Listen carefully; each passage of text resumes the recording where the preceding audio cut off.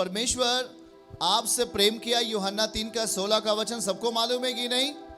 यूहन्ना 3 अध्याय 16वीं आयत में क्या लिखा है कि परमेश्वर ने जगत से ऐसा प्रेम किया कि उसने अपने इकलौते पुत्र को दे दिया, यीशु मसीह को दे दिया, हमारे आपके लिए बलिदान होने के लिए, हमारे आपके लिए, हमारे आपके पापों को लेने के लिए। दिया कि नहीं दिया? दिया कि नहीं दिया उसने? सोचो, परम पिता ने जगत से प्रेम किया कि उसने अपना इकलौता पुत्र आपको दिया और कहा ताकि जो कोई उस इकलौते पुत्र पर विश्वास करे, उसके दिए गए वचनों पर विश्वास करे, वो उद्धार पाएगा, वो छुटकारा पाएगा, वो शांति पाएगा। हाँ या ना? इसका मतलब यीशु आया तो उद्धार लेके आया, यीशु आया हमारे लिए शांति लेके आया। आमीन कहेंगे।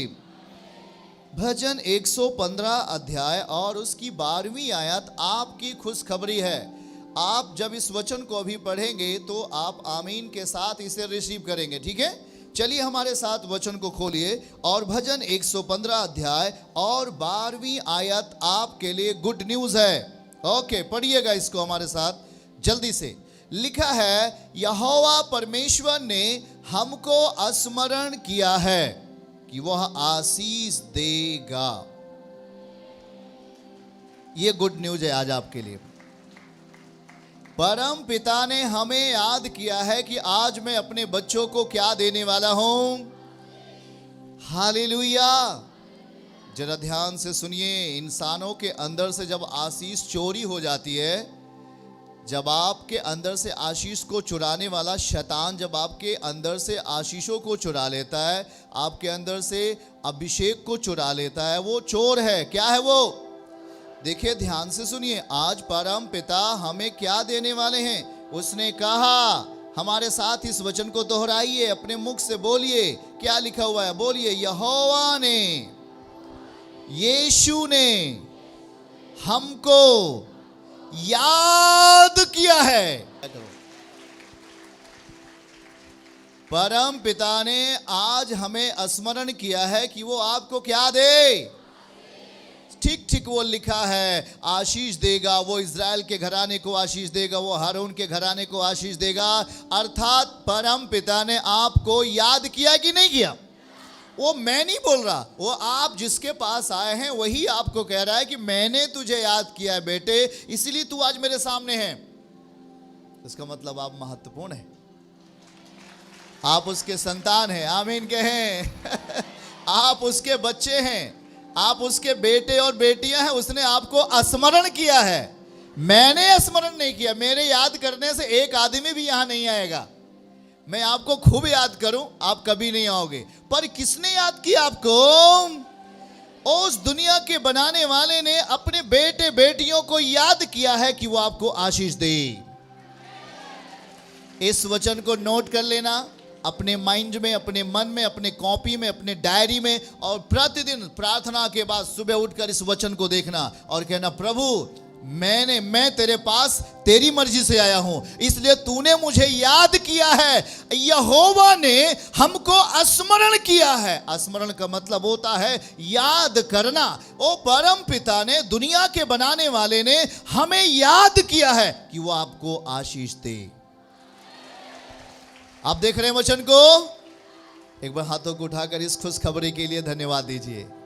धन्यवाद प्रभु, आपने मुझे याद किया है आशीष देने के लिए, आशीष देने के लिए, छुटकारा देने के लिए, जीवन देने के लिए।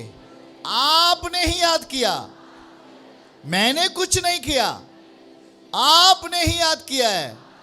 आपने मुझे बुलाया है तो मैं हूं, तो आप हकदार हो आशीष के। हालेलुया, आमीन। सोच लो, ये वचन जीवित है। क्या है? और जब आप जीवित वचनों को अपने डायरी में लिखोगे और अपने दिल की डायरी में लिखोगे, आशीष कोई बंद नहीं कर सकता। आशीष को कोई चुरा नहीं पाएगा। आमीन बोलो। जब परम पिता देना चाहे, कौन उसे रोक सकता है? जो हमें वो ऊंचा उठाना चाहे, आपको कौन रोक सकता है? इसलिए वो कहता है भैया मैंने स्मरण किया है। तो हमें भी इस बात को क्या कर लेना है? स्मरण कर लेना है। क्या कर लेना है? जब वो हमें याद किया तो हमें भी क्या करना चाहिए? याद करना चाहिए। प्रभु आपने भजन संहिता 115 अध्याय के कौन से पद में?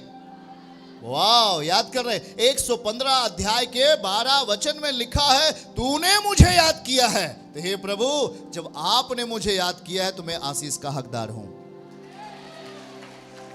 चाहते हो आशीष? कितने लोग आशीष चाहते? आशीष चाहते हो तो आशीष के पहले किसको चाहना है आपको? आशीष किसके द्वारा आएगी? यीशु के द्वारा, उसके वचन के द्वारा। आमीन बोलो। क्योंकि उसका वचन ही आपका आशीषों का स्रोत बनेगा। क्या बनेगा?